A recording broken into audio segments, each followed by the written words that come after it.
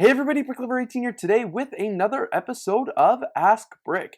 Ask Brick is my Q&A show here on YouTube where you ask me questions down in the comments below and I answer them here on video. The questions can be Lego related, anything not Lego related, honestly whatever. I'm down to ask anything. I haven't done one of these episodes in a few weeks now. I just got so busy with school and everything like that, so I really do apologize. But I'm back today with an episode and I'm very excited to answer some of your questions. Alright, the very first question for today's episode is from Caleb Newton, and he actually asked on my video where I talked about working at the Lego store, like the Ask Brick videos I spent there. He said, is there a minimum number of hours you need to work as a part-time worker at the Lego store in order to get the discount? Yes, so there actually is a criteria before you can get the discount. There's actually two tiers of discount. The first tier is actually when you first start working there, and you have to work there for at least 3 months before you can get bumped up to the second tier discount. In terms of getting the discount, you have to remain an active employee while you're at the Lego store. If you're not active, you can't get the discount. But I'm not sure exactly what the active employee criteria was. I know it was a few shifts every week. It was a certain number of hours you had to work in order to maintain your status, and you couldn't take more than a few weeks off at a time. So say you want to go away for like 4 or 5 weeks, I don't think that was allowed unless you had like vacation time or special arrangement with your manager. So it wasn't like a job where you could work one shift every month or so and still get the 50% off discount. They did have a minimum number of hours, and I apologize, I don't have the exact numbers with me. Jack Daniels 1776 asks, what ceiling lights do you use? So if you're referring to, because you saw my movie video where I talked about in my new Lego room, there are no ceiling lights.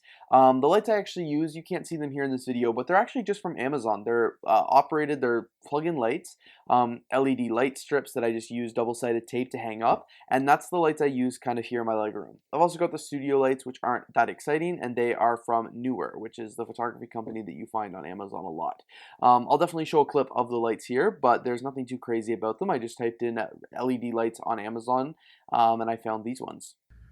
Alright, so these are the lights here. As you can see, they came in this pack of 6. There's 3 on this side of the room and 3 on this side as well. They're all just strung together by the different cords. There's 2 outlets, so I can control each of them up here, but what I just have them plugged into is a light switch on the wall. So like you saw in the intro, these lights are actually controlled by the main switch here in the room.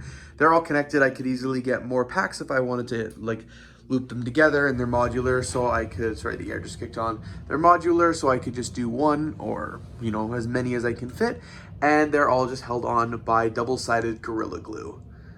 The tape version, so they do come off, but they definitely do take a little bit of the ceiling with it. Barry Francis asked, did you get the Lego Idea Sailboat Adventure gift with purchase? If so, can we expect to see that in a future Will It Float video? You bet I got this set. I was super excited when I first saw it come out. I saw the gift with purchase and I was like, wow, this is pretty incredible. So I definitely placed an order to ensure that I was going to get this set, and I will absolutely be building it, and I hope to review it very shortly, and I'm sure you will find it, and it will find its way into a Will It Float video in the future. Brabrix asked, I know you've been to Lego conventions in the past, but I've noticed you have not gone to one in a few years. Are you planning to go to any soon? You are correct about that. I have been to several Lego conventions in the past. Where is my brick badge? Ah, right there. It used to be behind me in my old studio, but as you can see, this is my brick badge here from the different Lego conventions I've been to. As you can see, it's obnoxiously long. I would never actually wear this at a convention. It's just like a combination of everything from multiple different conventions, brick badges. But I've been to several different Lego conventions. Since 2013, I had been to about 1 convention a year. In 2013, I started with Brick Fair, Virginia, my very first ever Lego convention. As you can see, the brick badge is like based around it. In 2014, I went to 2 Lego conventions, one in Ottawa and one in Toronto, so that was BrickFest. In 2015, I went back to BrickFest in Toronto. In 2016 and 2017, I attended Philly BrickFest. Obviously, 2016 was my very first Philly BrickFest ever, and that convention was my favorite, 2016. But anyway, also in 2017, I went back to Toronto for BrickFest Toronto 2017. I didn't actually get to any conventions in 2018 because I spent my whole summer in Europe, so I traveled to the Lego store, the Lego house, Legoland, stuff like that. So essentially that was my Lego-filled summer.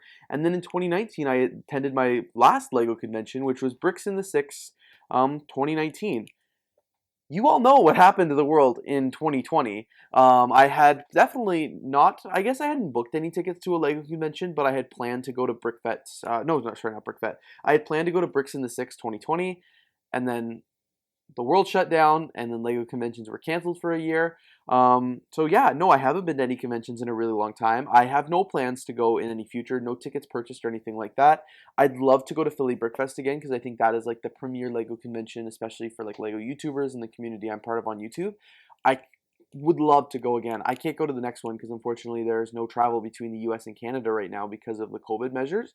But I would definitely like to go to a convention soon. The reason I haven't gone to a Philly Brick Fest since 2017, and holy, it's freaking crazy to think that I haven't seen some of those people in person since 2017, is just the fact that I went away to school. I went to school in late 2017 in September, and I've spent the last 4 years, not ongoing 5 years, here in Toronto, Ontario.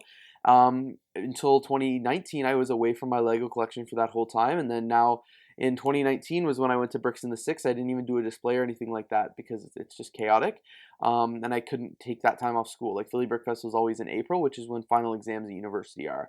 Now that I'm almost done school, this is my last year, I would love to start going to the conventions again, especially Philly Brick Fest.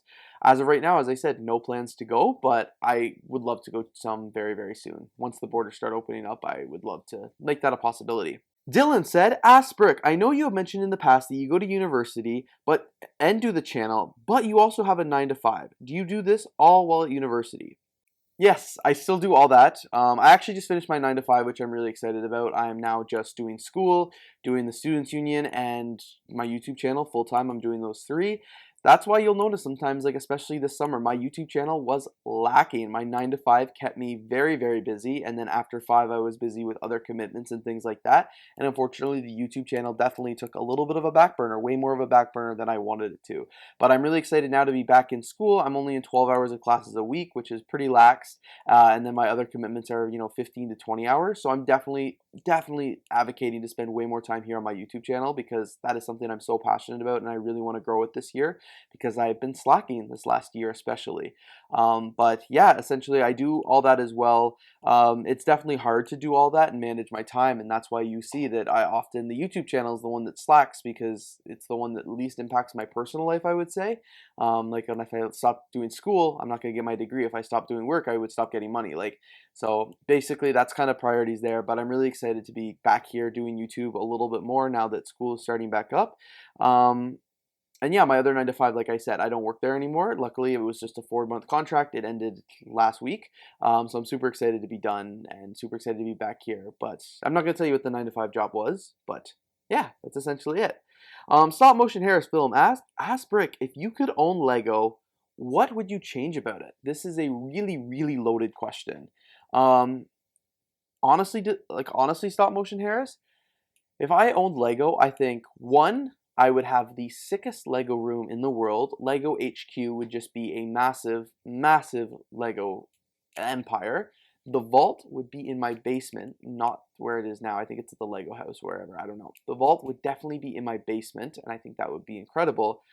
But the biggest and most important thing, I think I would, as Lego, spend more time listening to the fans. Considering we all love Lego, anybody watching this video and all the hundreds of thousands of people in this community, we all rally together against this one brand. I'm holding up my brick badge here, but Lego. We all rally around Lego. And considering, we all love Lego so much, we also hate Lego so much. Every time I go on Twitter, I just see all the people complaining about Lego, complaining about the new sets, complaining about how the company doesn't listen to us, complaining about this, complaining about that. Because there's a lot to complain about, and I'm not saying it's not justified. But I just think, considering Lego has such a dedicated fan base, I'm surprised they don't listen to their fans just a little bit more, because I think if Lego listened and really did what the fans want, stop screwing around with gift purchases, stop screwing around with the VIP program, stop screwing around with the sets and stuff like that, I think Lego could do even more amazing. You've got this amazing fan base who's so dedicated to you and would never leave and would never switch brands. You're not going to see a Lego fan get frustrated with Lego and go to Mega Bloks. That's not going to happen. Lego's got such a niche audience and a niche target. So if I owned Lego, I think I would just spend more time listening to the fans and try and develop that even further because, you've got our business, you're going to keep getting our business, but why not listen to us and really make it, like, really excite us? We're going to buy Lego just for the sake of it, but I feel like we'd buy even more if you listened more. Um, and then, of course, every set I dream of that I thought would be cool as a kid, I would make it a possibility. But yeah, and then the biggest one, if I own Lego, what would I change about it? Would just be I would listen to the fans a lot more. I think I may have answered this question on an Asperk episode before, but it was still in my list, so I'm not sure, so I'll answer it just in case. But iTech asked, what would happen? Oh, and by the way, I want to preface this by saying they asked this question maybe in April, May, when I was rebuilding my bricks tower and talking about what you're going to hear about. But iTech asked, what would happen if Ellen retires from her show, and will you keep your Lego set studio, or would you change it to another stock show? Also, why did you pick Ellen Degeneres? Like I said, I feel like I may have answered this one in the past, but because it's so relevant, and we're in September now, so this question's several months old, and you've all seen the news, but right after he asked this question, Ellen actually announced that she was retiring from her talk show and ending it. What that means for my Lego studio, I don't know. Like, as you saw in Bricks Tower, I have a whole dedicated Ellen studio. It's on the bottom floor. For the time being, I'm gonna keep it. Like, I've definitely said this before in terms of why did I pick Ellen DeGeneres. I chose Ellen because my mom and I used to watch her when I was 14 years old, 13, 14 years old, every night after school. Before I went to bed, we'd watch a few episodes, one, two, who knows what it would be. And we always got a good laugh. We loved watching her giveaways. We loved watching her pranks and seeing what crazy things she was up to that week. I ended up building my first Ellen mock, and it was a huge building, and ever since then I've just expanded it, built it, shrunk it, like done so much. There's been a lot of history with Ellen since I started my YouTube channel, and I guess this is actually not 2014, what am I kidding? This started way back, probably 2010, 2011, because wasn't old enough. So it's been going on for like 10 years now, having this Ellen studio in my Lego room and like in part of the Lego studio. And I just chose Ellen because my mom and I had such a great time watching it, and I build things that are relevant to me. That's why you'll see so many like TV shows kind of in the city, whatever I'm interested that month, NCIS, like there's a building for it kind of thing. So yeah, if Ellen does retire from her show, I'm gonna probably keep it for the time being. I don't think I'd replace it with another talk show because there's just not another talk show that's as like near and dear to my heart, I guess. Like I'm looking at the Ellen Building right now. I chose that one because of how much I enjoyed it and how many good memories with my mom. And if there was another talk show came around that I think would fit better, maybe Ellen's retired. I'll put that into storage. But yeah, for the time being, I'll probably just keep Ellen built downstairs. All right, and I think that's where I'm actually going to end off today's episode. I flew through the questions here, answered about 7 different ones, but I think there was a lot of content covered in this video, so I don't want to I don't want to add too much content here because that would get kind of boring. But thank you guys so much for watching this video. If you did enjoy, please don't forget to leave a like, comment, and of course subscribe. Of course, please don't forget to leave your Asperk questions down in the comments below for next week's episode.